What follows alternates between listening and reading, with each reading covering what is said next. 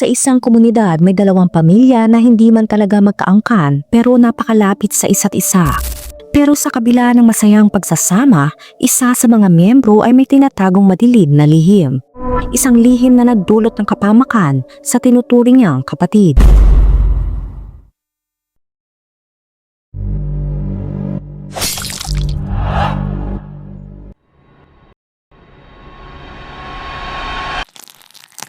Si Leslie Palacio ay pinanganak noong May 5, 1998 sa Las Vegas, Nevada. Pangalawa siya sa 5 magkakapatid na babae. Pinalaki siya ng kanyang ina na si Araceli at ng kanyang ama. Kilala si Leslie bilang matatag, independent at may malaking pagmamahal sa kanyang pamilya. Sa kanyang mga kilos, halata kung gaano kahalaga sa kanya ang pamilya. Mahilig siyang magluto at palaging tinidiyak na busog ang lahat ng nasa bahay. Kahit wala siya roon, tatawag pa rin siya para tanungin kung nakakain na ang kanyang mga mahal sa buhay. Bilang pangalawang anak at dahil abala sa trabaho ang kanyang mga magulang, kusa niyang inaako ang responsibilidad na alagaan ang kanyang mga nakakabatang kapatid.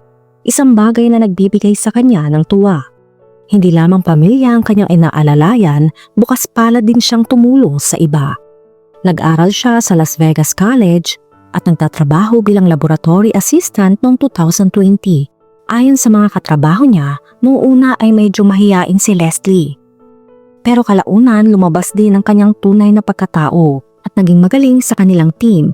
Maayos itong nagtatrabaho at seryoso siya. Sa katunayan, sinabi ng instructor niya na gustong-gusto niya ang pagkuha ng pulang likido sa ibang tao. Nasisiyahan siya na binabayaran para gawin ito sa mga tao. Hindi lahat ng tao gustong magpakuha ng pulang likido. Pero kapag si Leslie, bukod sa mabilis at maayos ang trabaho, napapagaan pa niya ang loob ng mga tao sa ganitong stressful na pangyayari. Isa sa mga kapatid niya, nagsabi na seryoso si Leslie sa pagnanais na maging FLOTUS, na ayon sa kanila ay isang medical professional trained sa pagkuha ng pulang likido. Pero gusto rin ni Leslie na mas marami pa siyang magawa sa hinaharap. Sinabi niya rin sa kanyang kapatid na gusto niya makatulong sa mga tao sa ibang paraan. Gusto niya maging isang investigator. Ang nanay ni Leslie na si Araceli ay sobrang abala sa pagtatrabaho sa isang cleaning service para maitaguyod ang pamilya sa gitna ng napakahirap na taon. Pero nakita ni Leslie kung gaano napapagod ang ina sa trabaho niya. Kaya alam niyang may mas magandang paraan para kumita ng pera ng masaya.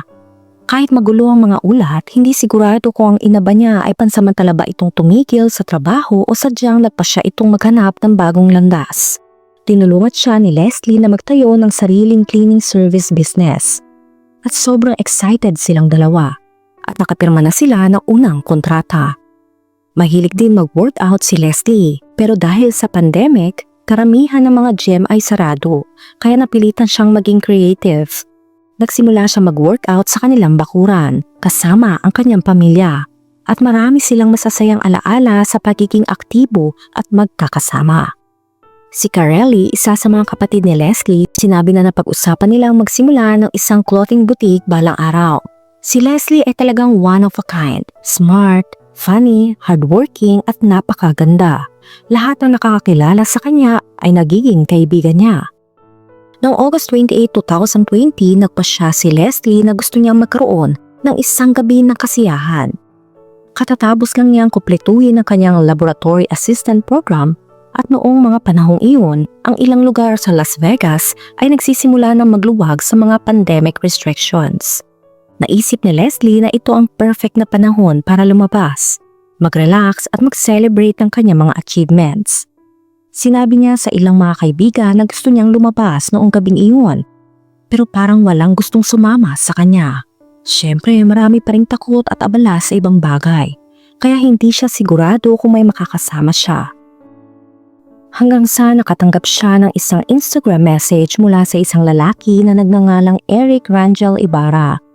Nagmensahe si Eric at tinanong si Leslie kung gusto niyang lumabas noong gabing iyon. Hindi naman estranghero si Eric sa kanya. Kilala na niya ito ng matagal, sa katunayan matagal nang magkaibigan ng kanilang pamilya. Mga higit 14 years na. Nagkakilala sila sa simbahan at sabi sa ilang mga articles ay sobrang malapit ang kanilang pamilya. Ayon sa ilang ulat, si Eric daw ay anak ng ninang ni Leslie, na mas napapalalim ng ugnayan nilang dalawa. Si Eric at Leslie ay hindi naman talaga mag-best friends, pero matagal na silang magkakilala bilang family friends. Magkaedad sila at parehong nasa iisang henerasyon. Pero yun lang talaga ang koneksyon nila. Ayon sa mga kapatid ni Leslie, matagal nang nagpaparamdam si Eric ng kanyang pagkagusto kay Leslie. Pero hindi naman ito sinuklian ni Leslie. Hindi siya interesado. Madalas siyang tinetext ni Eric, naghahanap ng atensyon, pero gusto lang ni Leslie na maging magkaibigan sila. Pero si Eric tila desidido para sa higit pang atensyon. Noong gabi ng August 28, dahil walang ibang gustong sumama kay Leslie ay pumayag siyang sumama kay Eric. Wala namang ibang option kaya mas mabuti na raw ito kaysa lumabas siyang mag-isa. Isa rin si Leslie sa mga responsable na tao. Sinabi niya sa kapatid niya si Kareli kung saan siya pupunta, kung sino ang kasama niya at siniguradong matitext siya ng updates buong gabi. Isang kakaibang bagay na sinabi niya sa kapatid niya ay hindi raw iinom si Eric ng alak. Walang mali sa hindi pag-inom pero medyo kakaiba raw dahil hindi ito iinom habang si Leslie ay mag-e-enjoy sa inuman. Ayon kay Eric, nagda-diet daw siya. Medyo nagbigay ito ng kakaibang pakiramdam sa kapatid. Ang unang lugar na pinuntahan nila ay ang Longhorn Casino and Hotel. Nakita sila sa security footage na dumating gamit ang puting Ford F-250 truck ni Eric. Noong 12:31 AM noong August 29, nakita silang bumaba ng truck at magkasamang pumasok sa casino. Sunod nakita silang nag-e-enjoy sa loob ng casino ayon sa surveillance footage. Pagkatapos ng mahigit isang oras, mga 1:56 AM, nakita namang umaalis sina Leslie at Eric mula sa Longhorn Casino at nagsimula ng lumabas para ituloy ang gabi nila. Patuloy na nag-text si Leslie sa kapatid niya. Nag-a-update sa kung ano ang nangyayari. Pero pagdating ng 4:40 AM, nagpadala siya ng kakaibang text. Sabi, "Dude, I got to talk to you about some..." Hindi alam ni Kareli na iyon na pala ang huling text mula kay Leslie. Sinabi ni Kareli na may ilang segundo raw na lumabas ang text bubble, na parang magre-respond pa sana si Leslie pero wala nang dumating na mensahe. Pagkatapos nito ang mga text ay nag-green, ibig sabihin ay wala ng signal o naka-off na ang kanyang cellphone. Hindi malinaw kung ano ang nangyari pagkatapos ito. Pero umaga ng August 29 ay hindi pa rin umuwi si Leslie. Nalaman ng kapatid na hindi pa siya umuwi nang pinuntahan niya ito sa kwarto para gisingin. Sa una hindi sila gaanong nag-alala, iniisip na baka nakatulog lang siya sa bahay ni Eric dahil nakainom ito. Pero na magtanghali na ay hindi pa rin siya nakakauwi. Nagdesisyon ng pamilya ni Leslie na pumunta sa bahay ni Eric, umaasang makita si Leslie. Pero pagdating nila may kakaibang nangyayari. Nakita nilang naglalabas sa mga muebles ang nanay at kapatid ni Eric. Normal lang naman na maglipat ng furniture pero may kakaibang pakiramdam daw ang pamilya ni Leslie. Tinanong nila kung nakita ba nila si Leslie o kung nandun siya pero sabi ng pamilya Ibarra, hindi raw nila nakita si Leslie at hindi raw nila alam na lumabas ito kasama si Eric nung gabing iyon. Dito na talaga kinabahan ang pamilya ni Leslie. Agad silang kumilos at nagsimula na silang tumawag sa mga local hospitals para maghanap pero walang impormasyon tungkol kay Leslie. Tinawagan nila si Eric pero hindi nila ito makontak. Parang naka-off na ang kanyang cellphone o wala itong signal. Kinabukasan August 30, inireport na ng pamilya ni Leslie sa pulisya na nawawala siya. Buti na lang agad na kumilos ang Las Vegas Police at nag-request ng cellphone records ni Leslie para matukoy ang kanyang huling galaw nung gabi bago siya mawala. Ngunit alam nating tumatagal bago makuha ang mga records na iyon. Kaya habang naghihintay, hindi lang nakaupo ang pamilya. Nagsimula sila mag-organize ng community-wide effort para ipalaganap ang balita tungkol sa pagkawala ni Leslie. Ang pamilya ni Leslie ay gumawa ng kanilang sariling ulat ng pagkawala na nagsasaad na parehong nawawala sina Eric at ang kanyang ama na si Jose. Sinabi ni Misa sa pulis na umalis si Eric noong gabi ng August 28 para uminom at nang bumalik siya kinabukasan na umaga noong August 29, kakaiba ang kanyang kilos. Nakita raw niyang lumabas ng bahay si Eric at hindi na ito bumalik Para sa pulisya, hindi ito mukhang coincidence na nawawala rin si Eric. Pero bakit kasama ang kanyang ama? Sa pagsisikap na matutunan ang higit pa tungkol sa pagkawala ng 3 tao, nagsimula ang pulisya ng Las Vegas na magmaneho sa paligid ng kanilang lugar, umaasang may bahay na may surveillance cameras. Sa kabutiang palad, ang bahay na nasa tapat mismo ng pamilya Ibarra ay may security camera na nakaharap sa kanilang bahay. Bukod dito, dumating na rin ang cellphone records ni Leslie na nagbigay daan sa mga investigador at subaybayan ang kanyang mga kilos noong madaling araw ng August 29. Ayon sa mga records, si Leslie at Eric ay pumunta sa Longhorn Casino and Hotel at pagkatapos ay pumunta sila sa Potter's Bar and Grill mga 2:15 a.m. Matapos ito, ang kanyang cellphone ay natagpuan sa Bourbon Street Bar and Grill at umalis sila mga 5:50 a.m. Kaya napakahaba ng gabi nila. Ngayon balikan natin ang surveillance footage mula sa kapitbahay. Sa footage makikita na noong 6:05 a.m. bumalik si Eric sa kanilang bahay gamit ang kanyang truck at tinutulungan niya maglakad si Leslie papasok ng bahay. Kitang-kita na lasing si Leslie at hindi maiwasan na isipin na ang kanyang estado ng kalasingan ay parte ng masamang plano ni Eric. Lalo na't malinaw na hindi interesado si Leslie sa kanya at hanggang kaibigan na sila. Makalipas ang halos 1 oras, noong 7:25 a.m., makikita sa kamera na si Eric kasama ang kanyang ama ay binubuhat si Leslie na nakabalot sa kumot at inilalagay sa likod ng truck. Pagkatapos umalis si Eric at nakita sa kamera si Jose na nililinis ang driveway gamit ang hose. Nang makita ng pulisya ang footage na ito, naging malinaw na hindi nawawala sina Jose at Eric, kundi tumatakas sila. Agad silang kumuha ng search warrant para sa bahay ng mga Ibarra, kung saan natagpuan nila ang maraming ebidensya na nagpapatunay na si Leslie ay nasawi sa bahay na iyon. Sa loob may mga bakas ng paglilinis, mga cleaning supplies, latex gloves at mga trash bags. Ang pinakaimportanteng ebidensya ay natagpuan sa kama ni Eric. May bakas ng pulang likido sa kutsyon at sahig. Mula rito nagsimula ang isang malaking paghahanap para kina Eric at Jose. Pati na rin ang paghahanap kay Leslie na sa puntong ito ay hindi pa rin natatagpuan. Patuloy na lumalaban ang pamilya ni Leslie para mahanap siya at hinikayat nila ang kanilang komunidad na tumulong.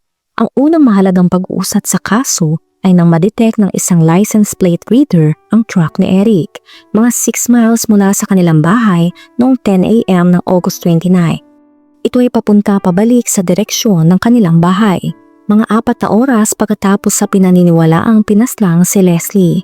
Dahil dito, iniisip ng mga investigador na itinapon ni Eric si Leslie sa loob ng 4 na oras na radius mula sa kanilang bahay. Sa kabutiang palad, may isa pang mahalagang lead. Isang gas station na 40 miles sa hilaga ng Las Vegas. Ang nakakuha ng footage ng truck ni Eric na papunta sa Valley of Fire National Park. Makalipas ang 20 minutes, bumalik ang truck na may putik sa mga gulong na nagpapahiwatig na malamang na pumunta ito sa off-road. Dahil dito naging mas maliit ang lugar na posibleng pinaglagyan kay Leslie. Noong September 9, natagpuan ang labi ni Leslie ng Moapa Tribal Police at Red Rock Search and Rescue. Siya ay natagpuan sa likod ng isang malaking bush sa Valley of Fire. Ito'y 11 na araw matapos siyang mawala. Nakasuot pa rin siya ng kanyang damit at kitang-kita na siya ay kinaladkad sa lugar na iyon.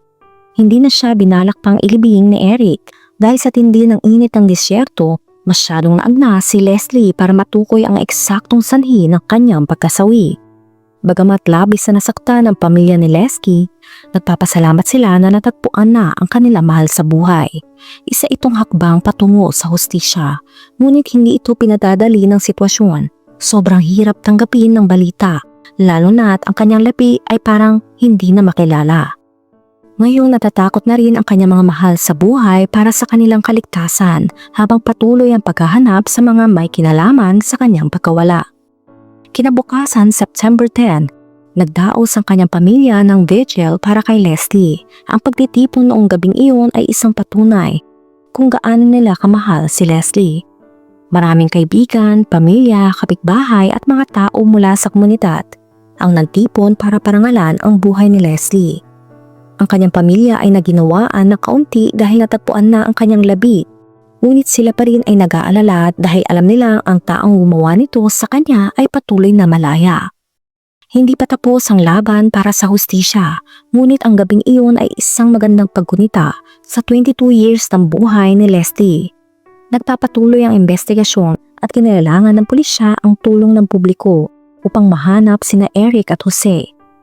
Ang susunod na malaking hakbang ay nang matagpuan ang truck ni Eric sa Moreno Valley, California.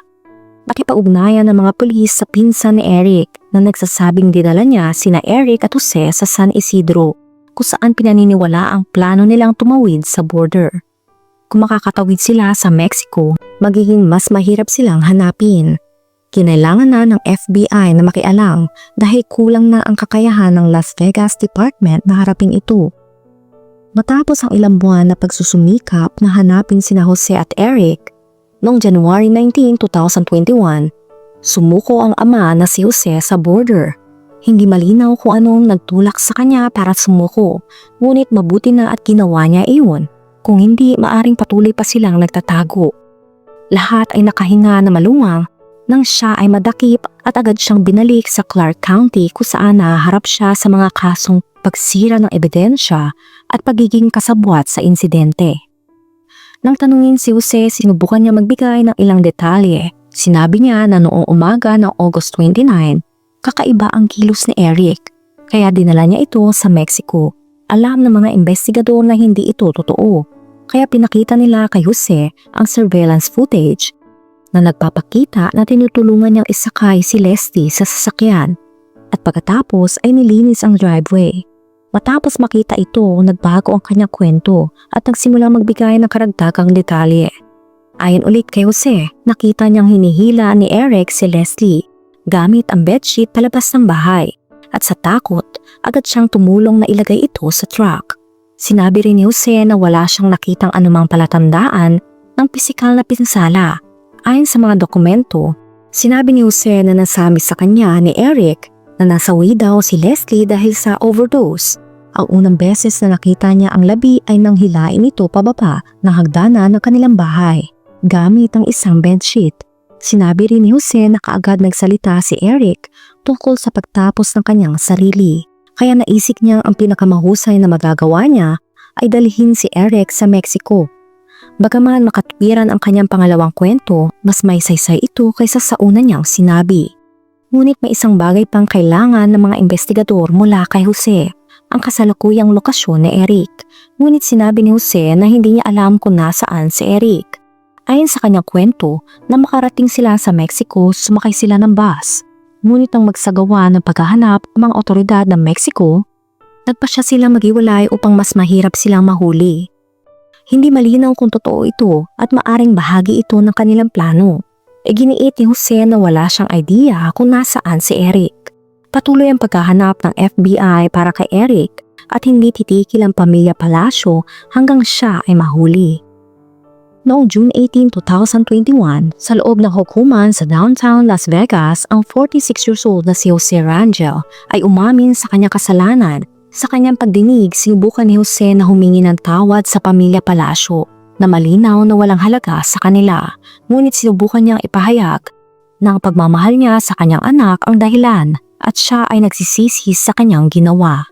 Malinaw na pinapaabot ng pamilya Palacio na hindi nila siya pinapatawad at hindi nila pinaniniwalaan na tapat ang kanyang paghingi ng tawad. Dahil sa huli, dapat sana ay sinumbong niya ang kanyang anak anuman ang mangyari. At dahil sa kanya, wala silang katarungan hanggang sa ngayon. Si Jose Rangel ay nahatulan ng 2 taon ng pagkakakulong para sa pagwasak ng ebidensya at pagkilos bilang kasabwat sa pagpaslang. Dagdag pa ng pamilya Palacio na nakatuon silang ipaglaban ang katarungan para kay Leslie at hindi sila titikil hanggang hindi nila ito nakakamit. Patuloy nilang inaasahan na siya ay mahanap gaano man katagal ito. Si Eric ay nasa ibang lugar, marahil sa Mexico, at wala silang kaalaman kung nasaan siya at siya ay namumuhay na walang takot. Na nakakainsulto dahil si Leslie ay nawala ng buhay dahil sa kanyang makasariling mga aksyon. Sa loob ng kanyang oras, hindi naniniwala ang pamilya Palacio na ang 2 taon ay ang tanging katarungan para sa nakakasindak na nangyari. at sinasabi nilang patuloy silang lalaban upang hindi na maulit ang ganitong pagdurusa ng ibang pamilya.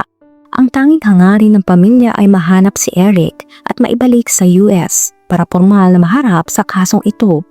Nakalikom ang mga palasyo ng higit sa $177,000 sa kanilang GoFundMe na ginagamit upang pataasin ang gantimpala para sa pagkakahuli kay Eric. Lumipas ang halos 4 na taon. Pagkatapos ng pagkasawi ni Leslie ay nagkaroon ng malaking pag-ikot ang kanyang kaso. Ang suspect sa pagpaslang kay Leslie ay nahuli sa Mexico. Sa mga nakaraang taon ng Las Vegas Metropolitan Police Department kasama ang FBI at mga international na kasosyo ay nagsagawa ng masusing pagsisikap upang mahuli ang pumaslang kay Leslie. Isang proseso na inilarawan ng pulisya bilang napakataga dahil nakadepende ito sa dami ng mga tumulong sa suspect upang makapagtago. Kung siya ay nag-iisa, mas mahirap para sa kanya na makapasok sa Mexico at magtago. Ngunit siya ay may suporta ng pamilya, tulad ng alam natin na meron siya. Bagaman hindi pa tiyak ang oras ng extradition ni Eric Rangel Ibarra pabalik sa Las Vegas, ang kanyang pagkakahuli ay isang hakbang sa paghahanap ng katarungan para kay Leslie. Sabi ng pulisya, ang proseso ng extradition ay maaring mahaba at komplikado. Kailangan ng iba't ibang federal departments, kasama na ang US Department of State at mga ahensya sa Mexico, kahit maaring ilang buwan o taon bago magpakita si Eric sa isang hukuman sa Las Vegas. Ang pagkasawi ni Leslie Palacio ay tinukoy na undetermined ng Colonel ng Clark County dahil hindi pa masabi ng mga investigador ang sanhi o paraan ng pagkasawi batay sa mga ebidensyang kanilang nakala. Sa kabila nito, natukoy ng mga otoridad na siya ay isang biktima ng intentional na pagpaslang batay sa mga pangyayari sa kaso. Ikaw, ano masasabi mo sa kaso natin ngayon? Let me know sa comment section. Kung nakaabot ka sa video na ito ay maraming salamat. Huwag kalimutan mag-like, share, subscribe, and turn on the notification. Ingat ka palagi. Ciao!